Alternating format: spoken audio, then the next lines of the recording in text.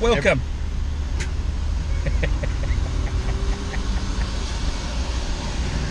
You go. Let's Literally every time. I don't know. Just because here's the thing. I'm waiting. Yeah, I'm waiting for you to I'm say also something. waiting. I'm just giving a bit of time before the thing. Who are we? Nobody's. Speak for yourself. Okay. We're Canadian filmmakers with the dream of surviving financially on the backs of our films. Welcome to our show where we bring people along on our film journey. Maybe we can learn a thing or two. Maybe we can teach people a thing or two while drinking beers. I mean, if you can't drink beers while filmmaking, what's the point? We are Fable Forest Films, failing our way to success. Welcome to Jurassic Park. I mean, our show. First Frames First. Welcome to First Frames First. My name is Adrian and I am one of your hosts. I'm the other host. Jason. So we have just been doing some more shooting for Art of Eight Limbs, and we were driving back from Toronto, and we did want to apologize. Just wanted to say we're on the road a lot at the moment. Yeah. We're driving all over the place right now, and we haven't had a really good sit-down podcast with really good audio in a really long time. So we just wanted to say sorry about that. Hang tight. We were told that our last podcast we were very tired and loopy. Yeah. This may be another one of those. The problem is that we don't want to not podcast. Yes, it is very important to keep the ball a-rolling. We're trying to always be consistent with the show, because the minute we say we're gonna skip a month, or we're gonna skip then you might skip 2 months, and we just want to keep, again, like, don't open that door even a crack. No, don't do it. Don't do it. And and we have been on the go a lot. So these are the podcasts at the moment, just because they're a little bit easier to do as we're on the go. But we are looking forward. You know, when we started podcasting, we never thought that we would slowly get worse. We thought that the production value would slowly get better. So that's not the case. You are witnessing an anomaly. Or is it? Or is it? So anyway, a great day of filming, once again, in Tirana, in the Big Smoke. Let me just say also that we're driving in my car, and my air conditioning is broken. Yeah. The blower motor is broken. So, it is hot in here. It's hot. If we open up the windows, there's going to be noise. So we're just going to... Rocking a hard place. Yeah. Oof. So, Jay, talk to us a little bit about some of the challenges that we've been having with Art of Eight Limbs. Let's just talk about some of the challenges we had today. Because, in filming, in making the video product, sometimes things fall through. And on the fly, you got to, come up with a new plan. This is indicative of whether you're making a documentary, whether you're making a fiction film, you name it. In those situations, sometimes you need to, think on your feet. Yeah, I think rolling with the punches is something we're actually pretty good at. Yeah. I think that we run into problems all the time, and you have to just come up with something and keep moving. Yes. Right? Come up with the best possible solution at the moment. Yeah. And execute and keep on going. Yeah. So today was interesting, and this isn't we're not mad. We're not mad at anyone, but things happen, right? Things happen. We're slowly working through all the gyms, all the fighters. We've got lots and lots to film. Lots and lots to film. I think if you look at the whole program, we have about 11 fights we're trying to prepare for, which means 20 to 22 fighters. That's a lot of interviews, A lot of interviews, That's a lot of training sessions, a lot of interviews, a lot of B-roll of gyms, a lot of slow motion stuff. Now, it's not 20 gyms, because luckily there's a number of gyms where there's 2 or 3 fighters. So, but there's a lot of travel, and there's a lot of travel to Toronto, which means we're up early. You're getting your family ready early to take off for the day, and then we trudge all the way to the big city. We do a bunch of work, we go and meet somebody else, we do a bunch of work with them, and now we're kind of on the road home. So this is like a little bit of downtime. Very relaxing right now. Yeah, totally. But yeah, today was tough. We had a big Sunday, and we knew we could try to have a big day. Yeah. But not a lot of people were working out at their gyms today. A lot of people want to get together on a Tuesday night. Or a Tuesday afternoon. Right. Or something that is not really possible for us. Right. All the time. So, but we got one person who said, well, I'm going to be teaching at the gym today, so why don't you guys come out? And we met up with Charles Chen from Lotus Muay Thai in Toronto, Muay Thai. Yeah. which was a great interview. He trains under Clifton Brown, who's a 5-time world Muay Thai champion. So we haven't gotten a chance to film him yet, but we will. Yeah, it's going to be amazing. That's serious. 5-time world champion. Yeah. Is a fairly significant title to put on your mantle. You know what I mean? Totally. I mean, if you're rolling around the place with that title, you are doing it right. Shit. So we're looking forward to interviewing him, seeing what he's all about. I had a story in mind that I thought Jason should tell. I'm going to. Oh. So we You started talking about something else, so. Yeah. Okay, you start talking so I can get in. Okay. So essentially, we had this plan. We were going to meet one of the fighters, called Zoran, and one of the things that he had told us is that his mother really disliked him fighting. She immigrated from Czechoslovakia to Canada, and she had their story about coming across to Canada is phenomenal. Yeah. War-torn country, single woman, 2 children, and she just got to Canada and she made it work, and her kids are like doing really well. So Zoran we were gonna speak to his mother about his fighting. Anyway, at the last minute, she was like, I don't want to do it. Right.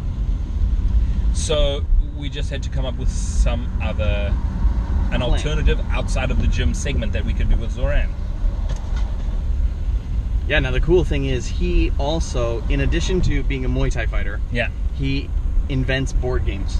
Amazing. So it's such a, when we interviewed him the first time, he's talking about going to like Comic-Cons and working with all the geeks and and the nerds and making board games is amazing. So he was like, well, why don't we go, and I know a buddy of mine has a board game shop. We're like, perfect, let's go to your buddy's board game shop and we will film there. Great, we're going to do that. Sorry, he's got a big tournament on and cannot allow you to be there. But you know what you should do is you should try this particular board game shop. They're huge. They're so popular. They're very famous. Snakes and lattes. They very important in the board games and coffee drinking world. They brought Cards Against Humanity to Ontario or Canada or the world. I'm not sure. But so great. We called them up. We had a great discussion with their manager. We drove out to see them today. And he was like, I think that you guys can film here. You guys could definitely film here. But I have to talk to the owner next week. Not today. So we're like, that doesn't work. So, fine. For these guys. We don't know what we're going to do, but I told Zoran, okay, well, we're going to need to figure something out, so we're going to go eat. We nearly died. Heart palpitations. We did not nearly die. So dramatic. Anyways, so as we're going to eat, I'm like, there's a board game cafe. So we pull around the corner, we walk up. This board game cafe has been open for 3 days. Yeah. It's this tiny little hole in the wall, and it's a door that goes to an upstairs called the Loft. The Loft, yeah. And it's just like, he serves tea. Tea and coffee. And people play board games. Yeah. So and we he was such a nice guy. So yeah, good dude. What a great smile. Yeah. And he said that we could, you want to shoot in here, no problem. So we went in there and we were able to shoot Zoran's piece in this little coffee shop. So we rolled with the punches. Yeah. And made it happen. We made Zoran take the bus whilst we drank a beer and had lunch. That's right. Jason offered to buy him a beer, and he was like, I don't drink beer. And we were like, you're dead to us. Yeah. No, Zoran is a character, man. Yeah, Woo! he's a character. We should probably have him on the podcast someday. Yeah, we just, should. Just let him talk about Just let him, you Magic know what, the he Gathering. loves talking more than you love talking. Probably. So like, there would be like a downward step. It would go from you it would go him babbling, you babbling, and I'd just sit in the corner. I wouldn't even talk. Impossible. No. It would be a challenge. Derek, have I said like yet? I'm not sure. Yeah. So the next was we shot out to meet Sam, who's a female fighter. She is a singer-songwriter. So we were going to her house to kind of get a sense of where she lived and hear her play some music. And her mom originally was also going to talk to us just about, their trip from the Philippines to Canada and what it's like having a daughter fight. And also her mom was like, no, I don't want to be on the show. I don't want to do it. Chicken. Uh-oh. Yeah. I think people are more intimidated than what it really is. I mean, if you think film crew, you think 20 or 30 people right doing a huge thing. Could we? But when Jason and Adrian just show up with a mic and a camera and a light, one mic, one camera, one light. Could we have fit 30-man film crew in their apartment? It was tight. Very tight. So we would not be able to fit a 30-man film crew. We would be able to fit a 2-man film crew in there. Yeah. I had to wait for you to move out of the way so that I could move around and not be in the shot. So Yeah. that was pretty. Yeah. But once again, we get the job done. Filmed 3 people, got more pieces of the puzzle put together. It was a good day. Yeah. So now we're on our way home. And the plan is a lot of filming in the next little bit. Yeah. A big date this coming Friday. I'll probably... Through the week, we should probably do some stuff locally. Yeah. We should probably just bash out the local stuff and carrying on. Yeah. So 8 Limbs is moving along. Yes. And Shifted now is I'm still plugging away at Shifted. Well, before we talk about Shifted, Yeah. because you're gonna step back into Shifted. Yes. You had. Let me just. I had a Oh, one. son I had of a bitch. 1 second, everyone.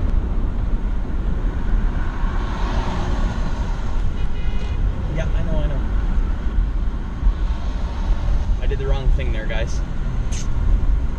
But we made it. That's going to be on YouTube. Oof.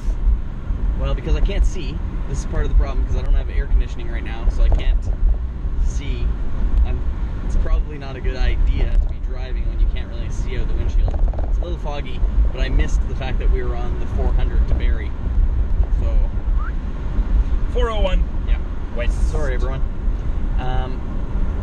You had an awesome week camping. Yeah. Let's talk about your vacation. Can you talk about your video project? Are you allowed to talk about it? Yeah. So I just had there was just a video project that I had for Dare Foods, which was part of their service awards evening. It was just some video elements that they had going on in there, and so I just had a deadline on Wednesday. Hard deadline. Hard deadline. The event was on Wednesday. Yeah.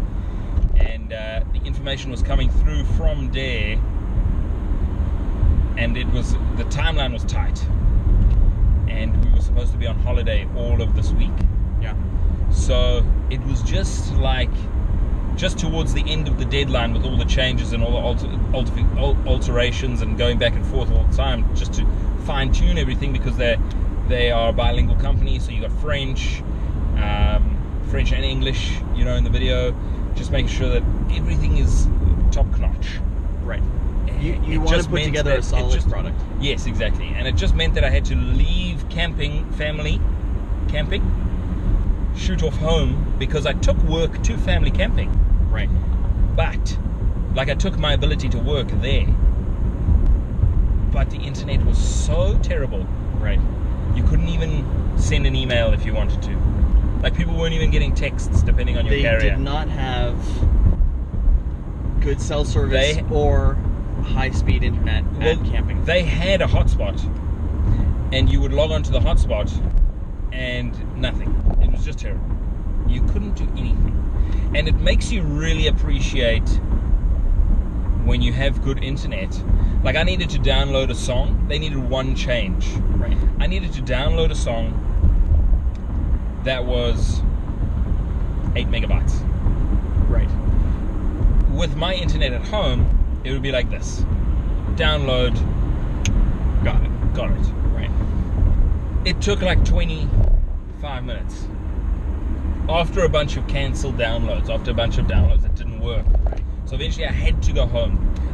I just had to go and work at home and then come back to family camping, get more changes, shoot home in the evening. So it was family camping, but it was very there was a stressful element in the first half of the week, and it made my wife really mad. But it's tough. You gotta do what you gotta do. Yeah, there is definitely when it's go time, and you've got a lot of filming to do, or you've got a lot of work to, and you have a deadline. We're coming up to it. We'll put this podcast out on Wednesday, so today is Sunday, but we're less than a month away from big fight night, right? So we still have tons of filming to do. We probably need to socialize the fight night a little bit more, and invite also need to make sure we have everything we're going to need for fight night. Yeah. Like how many platforms? Yeah. Because I know they kind of had platforms and we kind of had platforms, but we're going to need to make it work on the night. You know what I was thinking? I was thinking back to last year. Somebody had these black wraps for the platforms. Mm-hmm. I think that was the venue. That was Maxwell's, yeah. So we need something like that. Yes, we do. Because otherwise, our platforms will look like shit. So she said we could use tablecloths, but So how was family camping? How was camping for you? It was hard work. Mm-hmm. Camping with small children is hard work. They love it. They just, for them it's just the greatest. There's so many cool facilities at the campground. There's a swimming pool. There is this giant jumping pillow, which is basically what a trampoline should be. It's like so that you can't get hurt. You know what I mean? Because it's like a gradual incline, and at the top, it's you jump, and it's wonderful. And there's a splash pad. There's mini putt. There are jungle gyms and play sets and swings and out the yin yang. Did you jump on the jumping pool? I totally did. And how? I even did a backflip. You did a backflip? Yeah, and it said there was a sign that said no backflips. So you just did it? I just did it. Because the rules in campgrounds are more like guidelines. They also said no drinking and no smoking on the trampoline, and you were like, I don't care. Backflip, knock the kids off. That's what I did. Karate chopped the kid right in the neck. Out of the way. Yep, You silly child. No, it was it was good. It was tight. Camping is tight. Yeah, and so you said it was tight. You were like, we're crammed in here. Let me tell you something. Their camping house was massive. It was huge. I used to have a trailer at a trailer park, and yours was double the size of my trailer. So it had a bath that probably two could curl up in. It had a giant kitchen. I'm just telling you. That I'm snooty. Yeah, I'm a snooty camper. Lex and I went camping. Lex was in our friend Danny's. She's making a trailer with this trailer is a lot of work. Tell me about it. It kind of reminds How me did of... it go? Yeah, good. I mean, I didn't really pay attention. Yeah. So, but the trailer reminds me of when we made the Postman trailer. Cool. It's very ambitious. It's got a lot of sets, like a lot of different sets. They're doing like, the one we were at was the gypsy camp. Then they're doing a forest tavern. Then they're doing a beach scene. And then they're doing this other scene and this other scene. And they're all in different locations and stuff like that. So and they're putting this huge, because it's kind of like a fantasy Awesome. movie trailer, fake trailer to drum up interest for the script and the movie in general. Oh man, I'm excited. So, and I will tell you, you know what? The costumes were pretty impressive, and they did this really neat thing where they built this gypsy camp. So they actually built some tents with like cloth and wood and blah blah blah, and they built kind of what you would imagine a gypsy camp would look like. They had like crates and candles and doodads and They had knickknacks. everything. And then they hung a bunch of candles and lights from the trees, and then when it got dark, it looked really pretty. Like it was pretty nice. This could be cool, man. So Come on, Danny. it was neat, and the location, the forested location, was a friend of hers also. So this is a good contact to have. So Danny, talked about the fact that we may be able to come and look at the property and see about the future or whatever. They do like kids camp there, but then during certain times of the year they don't do anything. So it's a big space. Pretty neat. That's really cool. So I dropped Lex off. I drove into Brantford and did some banking work that we needed to do, and then came back, and I basically just hung out in the tent. So we actually camped there overnight. So they also had a fire, and so at the end of the night we drank a couple beers, chit-chatted and told stories around the campfire, and then Lex and I camped overnight in this tent, and I slept on the ground. Don't do it. Now that I'm in my 40s, And we should always remind Jason. sleeping on the ground is not what I should be doing. I was hurting so bad the next day, but it was good. It was a lot of fun, and Lex and I had a great time. And Lex and I, we listened to this particular podcast, this zombie podcast called We're Alive, and it's really long. We're at episode 48, and each episode is each episode is actually cut into 3 episodes that are varying lengths between 15 minutes and an hour long. So we're probably in the neighborhood of been listening to this show for 50 hours or so, and we're getting close to the end. And it's funny because we're finally, after all this time, getting close to the end of the show, and they made this show back in like 2004 or 2006, but they're about to start the next major chapter next year. So, or September or October of this year, actually. So we've listened to 50 hours, and now they're about to release. Here come the next 50. So it's like when you get new episodes of your favorite show on Netflix. Yeah, that's cool. So we're pretty excited about it. Nice. But it's good. It gives us. We're always like, oh, Lex, do you want to take a drive with me? We have to drive an hour away to do this particular chore, but we can listen to our show, and so it's just father-son time. Cool bonding exercise. Yeah, that's cool. All right, guys, that is it from us. We're going to carry on going, carry on pushing. Yeah. We're very excited for the future, I got to tell you. Yeah. That's about it. What is your favorite camping movie of all time?